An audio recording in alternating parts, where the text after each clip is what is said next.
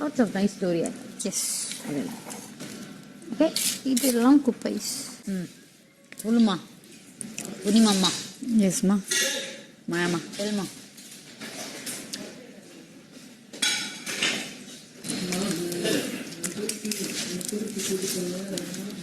Big பாஸ்ல இருந்து பூர்ணிமா 16 லட்சத்தை எடுத்துகிட்டு வெளியே வந்த பிறகு பார்த்தீங்கன்னா ஒன்றும் பிரச்சனை இல்லை. இப்போ தான் பிரச்சனை ஸ்டார்ட் ஆகிருக்கு. ஏன்னு கேட்டிங்கன்னா உள்ளே வந்து மாயாவுக்கும் பூர்ணிமாவுக்கும் ஒரு டீல் ஓடி இருக்கு.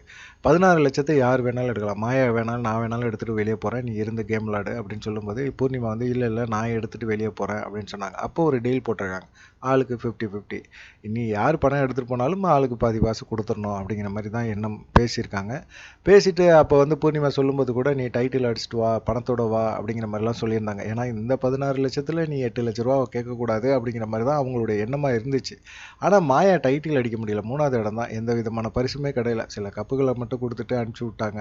அப்படிப்பட்ட சூழ்நிலையில் இப்போ மாயா வந்து எனக்கு சேர வேண்டிய பங்கு 8 லட்ச ரூபாயை கொடு, உன்னை நான் வந்து எவ்வளோ நம்பினேன், நீ பணத்தை எடுத்துகிட்டு போறியா இல்லை நான் எடுத்துகிட்டு போட்டுமான்னு கேட்டேன், நீ எடுத்துகிட்டு போகிறேன்னு சொன்ன பிறகு தான் நான் உன்கிட்ட நம்பி கொடுத்தேன், நீ வந்து இப்போ பணம் தரமாட்டேங்கிற அப்படிங்கிற மாதிரி ஒரு சண்டை ஓடுது அப்படிங்கிற மாதிரி சொல்கிறாங்க.